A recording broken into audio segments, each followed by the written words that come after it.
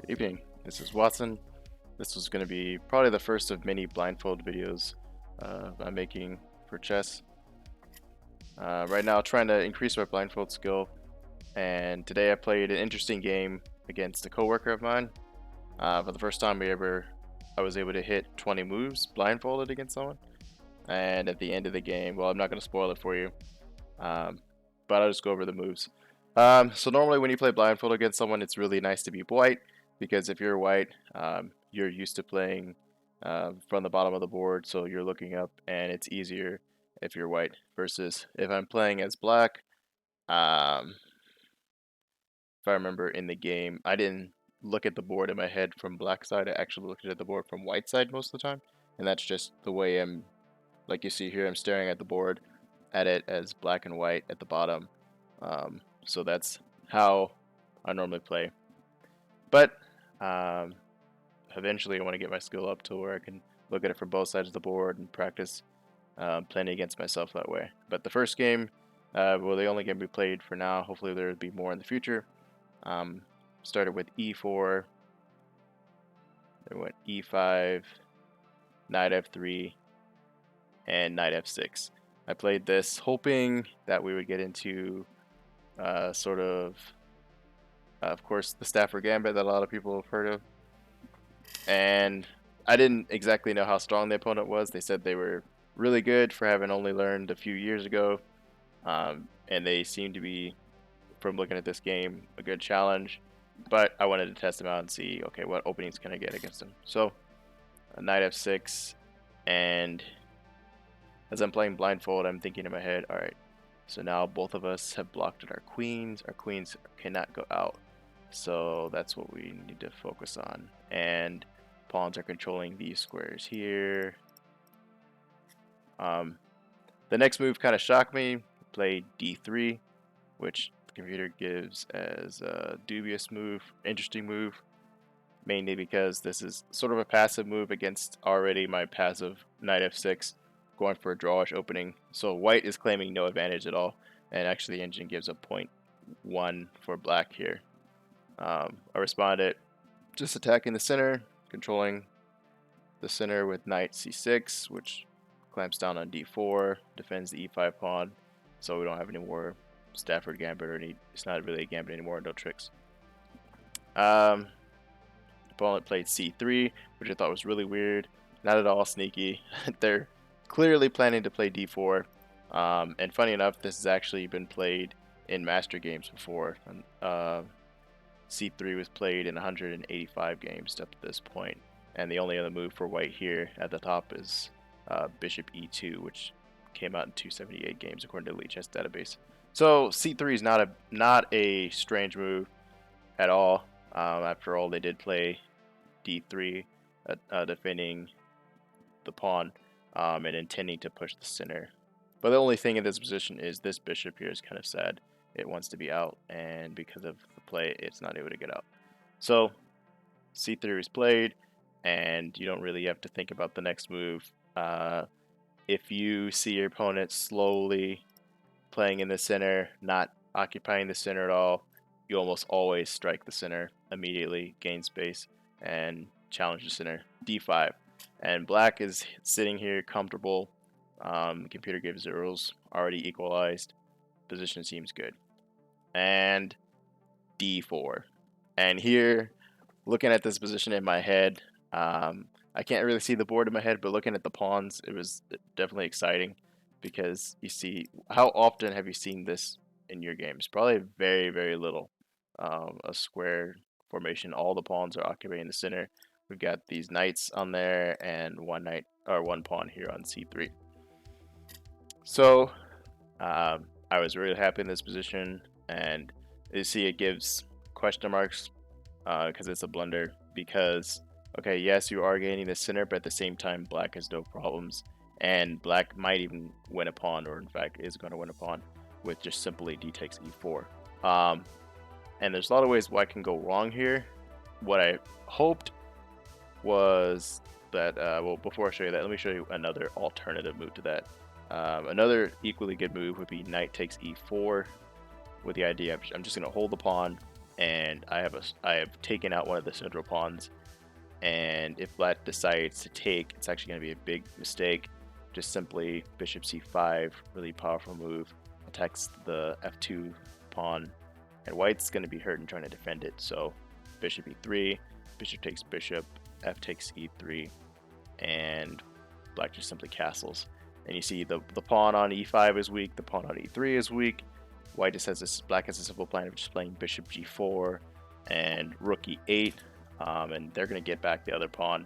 And look at the wonderful center I have. I got the knight sitting on e4, I've got a pawn on d5, and c4 is not really an issue because white has to get the pieces out, and by the time they do that, just bishop g4 is going to gain a tempo already, and then queen e7 and rook to d8. I'm going to have both rooks on d8 and e8 controlling the center, and I'm just going to be okay. So, of course, I'm playing blindfolded. I didn't see all that. All I saw was, alright, let me take this pawn, and if they take, then let's see, double question marks blunder, queen takes queen, and king takes queen, and this is all I saw. I saw that both knights would be hanging, so I figured, you know, maybe just move the knight somewhere. But actually, in reality, my move, knight g4, the natural move, both pieces are attacking the pawn on e5. But the thing is, at this point, white can't defend two things. The pawn on f2 is weak, and if f2 is taken with check, this is going to fork the king and the rook, so that can't happen. At the same time, the knight is attacked. So white is just completely lost here. And it's funny that the pawn on e5 blocks where the knight would want to go. The knight could maybe go to g5, but it's not going to do anything, which is we're just going to take. And the knight would want to go to e5, where it could do the same thing to white or black. But it can, at this point, the computer gives, if I were to continue, it just says go to d4, just give up, and allow us to take on f2 because there's really nothing you can do. King e2 or king e1 just takes the knight. So my opponent didn't go for that. I wonder if they saw the whole line or if they just figured, hey, I'm just gonna move my knight into a better position. If that's what they did, knight takes e5, and white has a strong knight in the center. Of course, it's just temporary. I can just take it right away. And in fact, that's what I wanted to do, or that's what my initial thought was. But I can show the line real quick. Let's just make it back. Knight takes e5. Knight takes e5, and something similar would have happened. This is what the computer gives for that line. But I didn't go for that. I was trying to be cheeky, and I played queen e7 blunder. I thought it was a strong move. I had this similar idea from the Stafford when they play d4 and you play queen e7.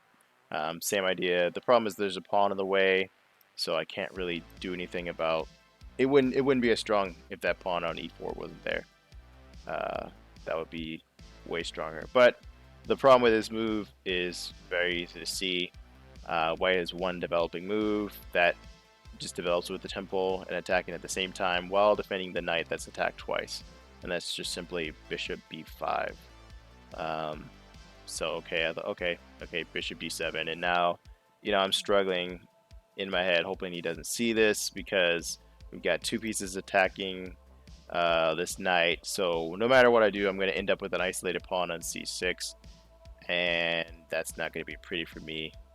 And the computer actually just says take the bishop and enjoy the bishop pair, with this knight still being pinned.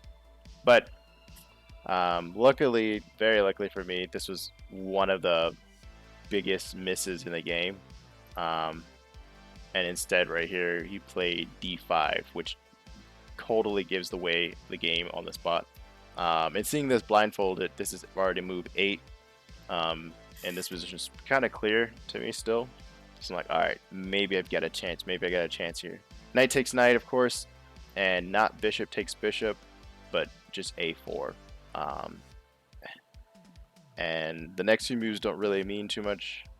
Just castled, queen d4, king b8, of course defending a7, and h3. And as soon as he played this move, in my mind, I'm like, oh, all right, there's no way I'm going to be able to remember h3 because it's just this innocuous move on the side of the board that does nothing. I don't even know what the idea is.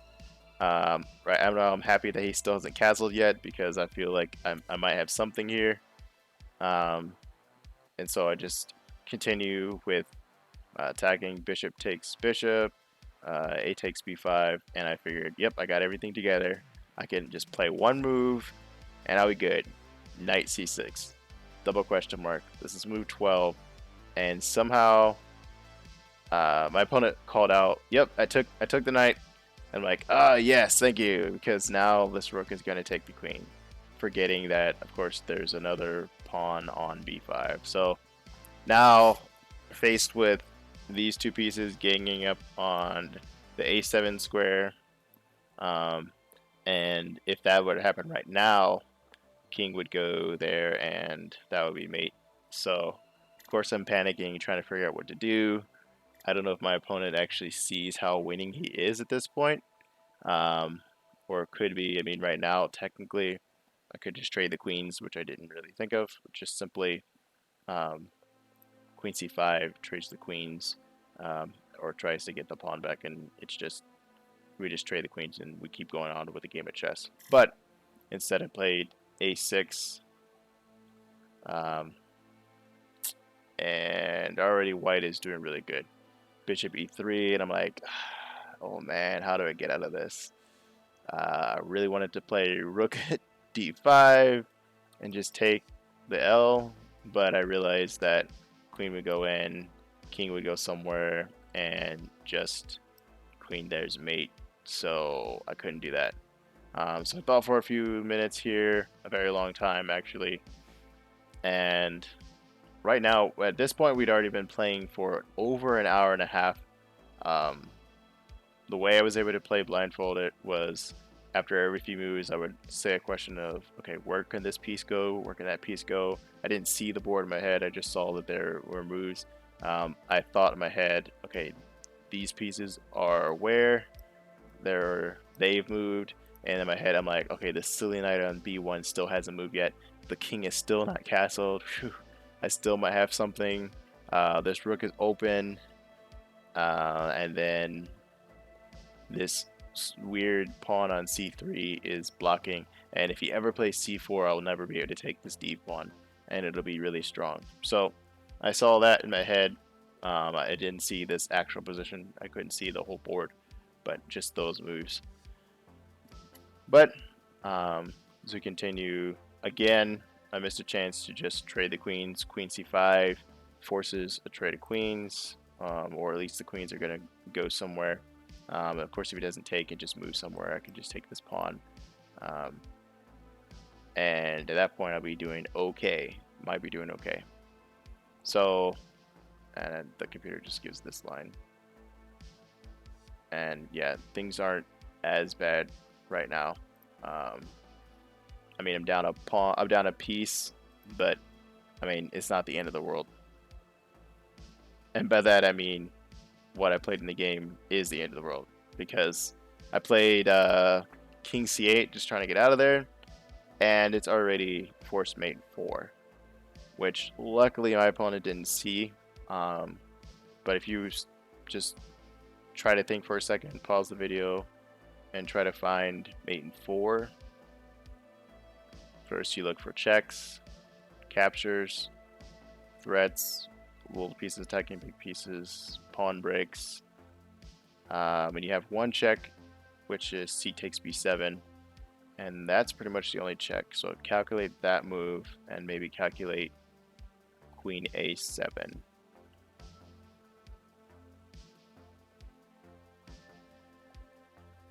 Well, the opponent didn't find the right move in the game. He played c takes b7, which is still a very strong move. I pretty much can't take it, but I'm not going to spoil it. So let me just show you again the mate in 4, queen e7. And where do you go with the king? You can't really move the pawn. I mean, you could take the pawn, but then there's check, and obviously we're not going to go to b8 because queen a8 is mate right away. So there's only one move. King d7, queen takes because the pawn, king has to go back, and rook b8 mate, or rook a8 mate. So that is what was missed. And right here, instead of king d7, and then there's another check, and pretty much I have to give up the queen because of if the king takes, I mean, it's pretty much mate right here if I do anything else except for queen e5. So I just basically lose the queen, and this pawn's still hanging out here. So instead of that, king takes b7, and we have the same mate again. Just simply queen a7, which is the right move. King c8, and I was really happy when my opponent played rook takes a6, missing the whole mate idea that we just went over with mate again. So this is the second time I survived in this attack, and I'm still blindfolded. Still don't see what's going on. Still only see, all right, I'm stressing about this. Right now, the material, I'm down a lot of pawns, but the pieces are still equal, so I can maybe survive. And here we are, and I just start running. I mean, there's nothing else you can do but just run to the king side. Try to hide behind those pieces. And king d7. So, so we're again looking at checks, captures, threads, little pieces attack, big pieces, pawn breaks, and it's hard to see sometimes little pawn breaks that don't do anything, at least when you're a beginner or not very experienced. But d6 attacks the queen. If the queen tries to move, then obviously this is going to be bad. Queen's going to take on c7, and you can already, if you were playing at home, be like, all right, just resign, move the queen. You can see this can't take because it's protected by the rook. So that's a move that should have been considered, but the move played in the game seems really strong, and that's just bishop f4, which computer gives us a blunder, but that's not really, I mean, it's still 3. I mean, white is still a lot better. White is still practically winning. The king's still running away in the center, maybe, or is going to get trapped. I mean, it's really hard to see how black's going to survive this.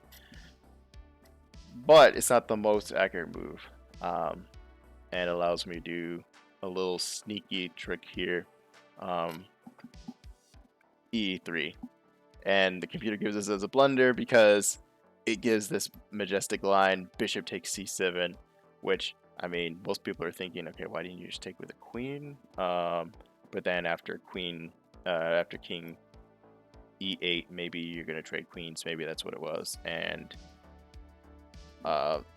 that's not really as strong as what you could do. And you're not really trying to trade queens in the middle of attack. Also, after bishop c7, you're like, okay, well, can I really do that? Because there's a check, and oh no, there's a check, but you just simply move king to d1, and you're absolutely fine. In fact, there's a discover check that's going to win the queen on the next move, and pretty much the game is over still, and there's no more tricks.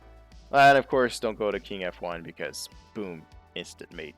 And trust me, I did not see this. I would have been, I mean, if this would have been the way the game ended, that would have been amazing. But you don't always get that lucky. But anyway, the tricky move, e3. And I was actually hoping the bishop would take, just so I could play with the knight and attack the bishop. But I honestly didn't see that the queen was guarding the pawn at the same time. I overlooked that, but it didn't matter. After e3, the opponent just, as a lot of players would do, just take the pawn, because, you know, what else? Pawn takes, pawn, that's a pawn for a pawn. And I think those were exact words too, pawn for pawn. Alright, looks good to me. Well, knight takes d5. and the knight is defending c7, attacking the bishop on f4, and attacking the pawn on e3. And at this point, the opponent was like, "Oh man, like you're holding everything together. There's nothing I can do." And I want to say you're resigned. No, he doesn't resign. That would be funny if he did. I think that would be a laugh. I think most of us would be like, "What? How do you resign here with the king in the center of the board?" No. But he basically said, "There's nothing left to do here. What are we gonna do?" Because there's no immediate threats that you can see. C7 is protected. The bishop is under attack, and I'm wanting to take this pawn and then move with check, and he doesn't see a good way to defend it. So, and I'm not ragging on the opponent, saying that they were a bad player. Definitely were a very strong player. They didn't miss a lot. If it wasn't for hanging the knight, I definitely would have been winning or better. But I mean, and then again, I went back and messed it up again and threw away my own knight on c6. But as it was, white played g3, and at this point, I asked what move it was. Move 20. I actually had to go back to work. We just played this during a break, and it was about 2 hours. So that was a long break in between work that we were doing. So I looked at the board, and position was complicated. I felt really happy that I survived that attack. I felt kind of bad for him because I knew that he had mate there and somehow missed it. And so I offered a draw, and the opponent actually accepted the draw. And come to find out, you look at the computer, and this position is dead equal. Computer said 0, 0, 0 when I looked at it, and I figured, okay, why is it 0? This is because the position is so complicated. Well, actually, if you count the material, we've got 2 pawns over here on the queen side, 1 isolated pawn in the center, and 2 pawns over here versus 4 pawns. So white is up a pawn. White is still not castled. I mean, I just need to get my king over, and I mean, this knight is still not in the game yet either, and I've got this file here for my rook and pressure along the e file, and this bishop, if the bishop got out, is going to be a menace. So, but still, immediately in my mind, I'm thinking, well, okay, well, there's got to be something. And I did see this move earlier, and I wondered if that move would still work here, but since it's black to move now, this move doesn't work anymore, but it would have worked. And let me show you what was missed actually with g3 and why that was such a blunder. Well, rook d6, just simply check, and if king were to go here, it's not good. There's just queen here, check, and if you block with the queen, you lose the queen, so you block with the rook, and then just simply take the knight. And down a full piece, ready to come back with another check to a8. I mean, this is not looking good for black at all. It is actually completely lost. So the computer instead, after rook d8, gives queen takes d6. Or excuse me, after rook d6, queen takes d6, bishop takes d6, and bishop takes d6. And then castles, and then I just go along with this line for a little bit. And you'll see in this position you've got 2 rooks for the queen and a knight for a rook. So basically white is up the exchange, but I mean they still have pawns on the king side or queen side for this one, and I have 3 here versus 3. So I mean white has a strong chance of creating passed pawns, plus I mean it is a queen, and I'm down to exchange. So, and even at this position, before all those exchanges with the computer line, just looking at this position, I mean, it doesn't look like it's completely lost. You've got a bishop and a rook for a knight, for a queen, but I mean, it's not the best. It's not at all what black would want to play. So, but that's still a lot better than what was played in the game, which was just G3, and after that, dead draw. The reason being, black can infiltrate with the move Queen E4, um, which this is all from here on. This is all computer analysis. Just looking at the engine, trying to figure out why this is a draw, and it's very easy to see why. Queen E4 attacks both the knight on B1 and the rook on H1, and there's only one way to defend it. Very good way to defend it. You can look at this position later and try to figure out, okay, what happens if the king moves or this goes there, but it's pretty clear there's only one move to defend it, and that's just castles. And now the best move is just simply to take the bishop. At the same time, our bishop can get out if it wants to, which is going to give our rook time to get over. And whether you take with the g pawn, which is the simplest, if you take with the e pawn, it's a little harder to explain, but just simply queen d3, d4 check, queen takes d4, c takes d4, and then black develops the last minor piece, knight, and then tries to trade the rooks. And right here, you've got 4 versus against 5. They got the bishop versus the knight, but there's pawns on both sides of the board. White's pawns are not together, and these 3 against these 3 are pretty even. So, in spite of all that, it's still pretty even if you keep going.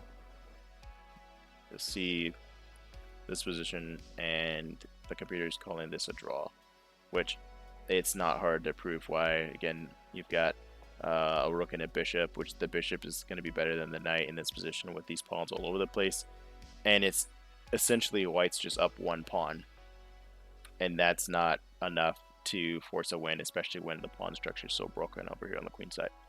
So that's not as easy to show why that's a draw. Of course, it's going to take in-game technique, and I feel like, okay, that's something in a very long game we definitely would have seen.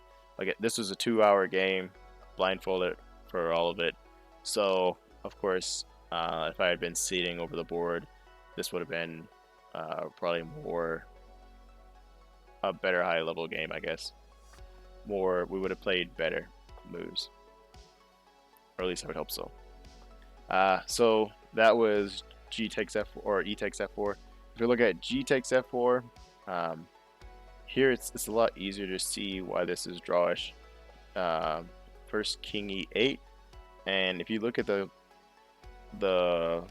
highlighted squares, you see that this rook really can't go anywhere on this row here, on this 6th rank, because conveniently all the squares are covered by all the pieces, and actually this queen can't go very much anywhere. All those squares are the B6 square, the C5 square, the D4 square, all controlled by pieces, and of course the A8, and you're not going to be able to go to the back row because of the rook and the queen converging there. So that's important to realize that the queen can't go anywhere. And also, okay, look at the highlighted square F3.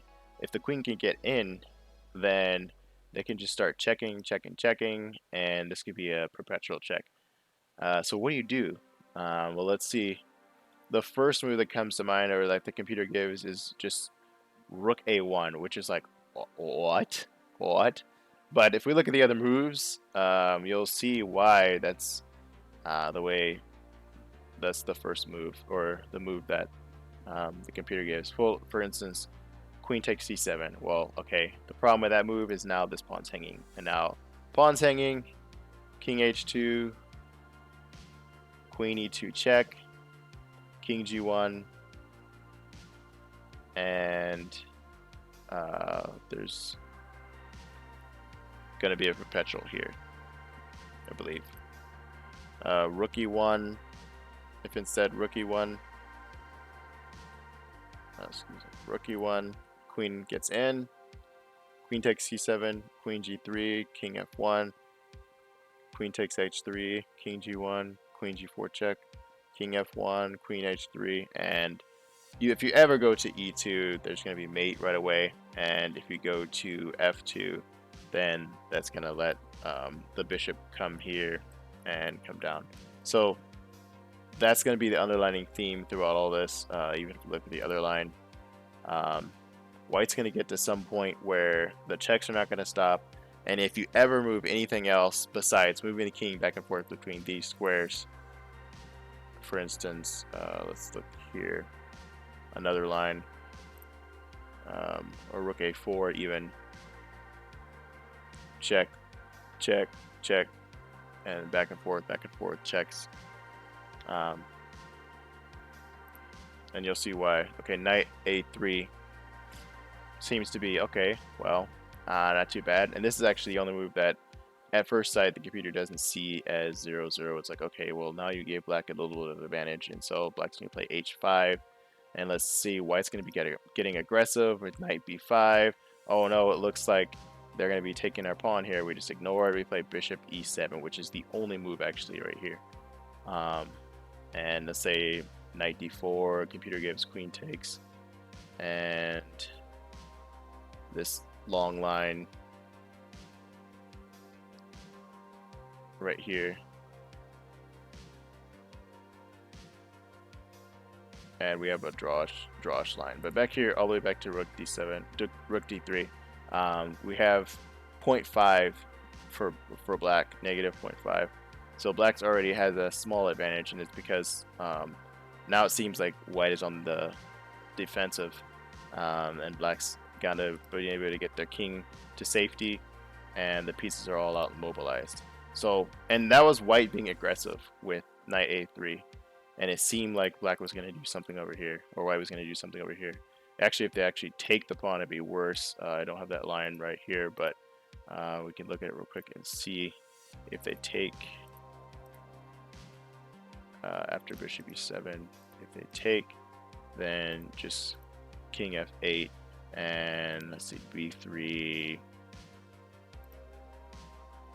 bishop here, and then the line goes on, but black already has +1 advantage because the king is into safety.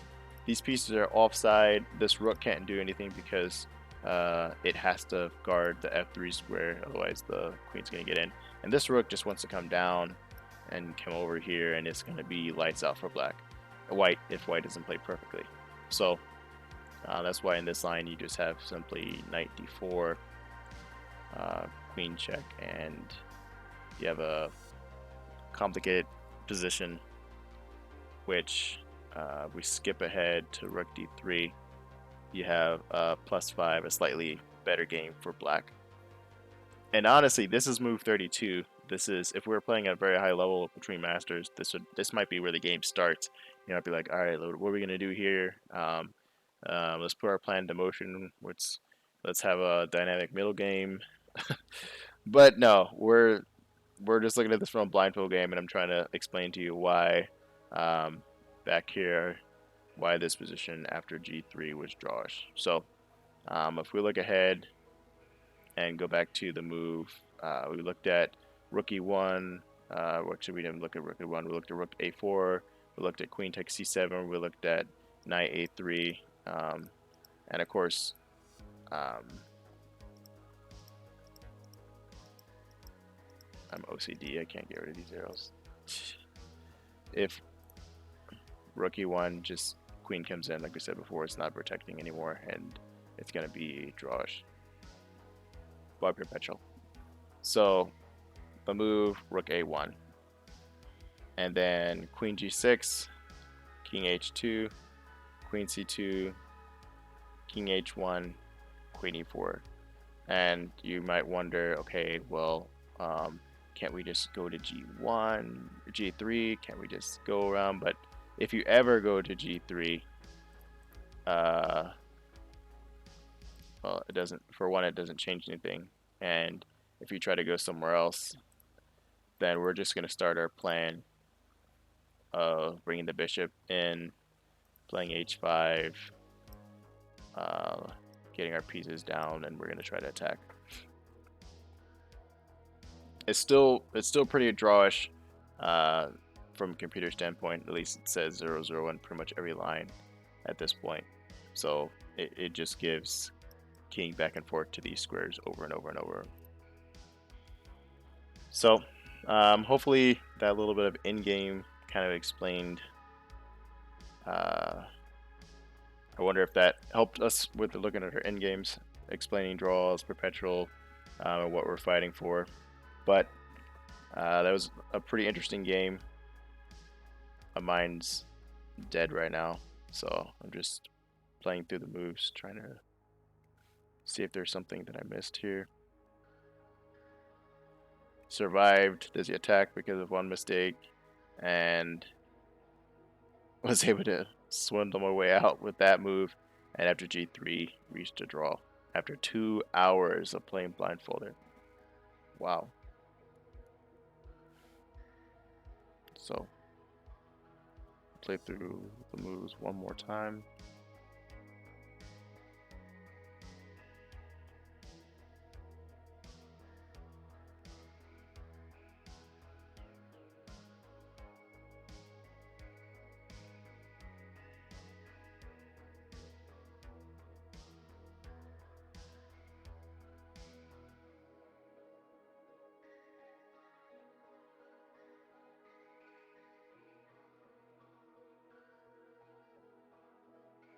And after I played this game, I was able to recall all the moves. So I felt that because I was concentrating so much on the moves, so the game ended here. But I was able to remember them because of the fact that I was focusing so much.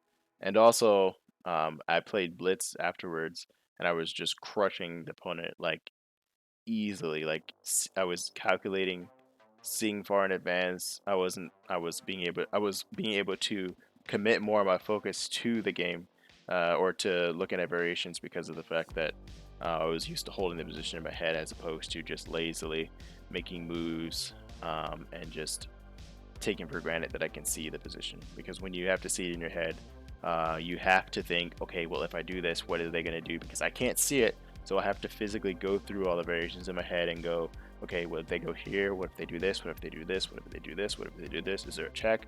Is there a capture? Is there a threat? Like, I have to think of that because I can't see it in my head, so I have to take for granted that. So it was a very good exercise. I'd recommend everybody to try it at least. If you can't get to 20 moves at first, just use the coordinates and say you just want to get to this position. Just don't move the pieces. Say e4, and then imagine the pawn went to e4, e5. Imagine the pawn went to e5. Ask yourself, okay, with those two moves, what pieces can move now that couldn't move before? And then knight f3. What's that pawn? What's that knight attacking? Is it attacking the pawn on e5 maybe? What's all the squares that I can go to? Can you go to d4, e5, g5, h4, e2, back to f1, knight f6. All right, the pawn on e5 is still undefended, but they're attacking our pawn on e4, and like that. And then after you've established that position in your head, just make the moves and see if the position there match was in your head. And you can start out that simply, and then eventually the skill will improve and you'll be able to play full games blindfolded. Well, this was a lot longer than I intended, but thank you so much for watching.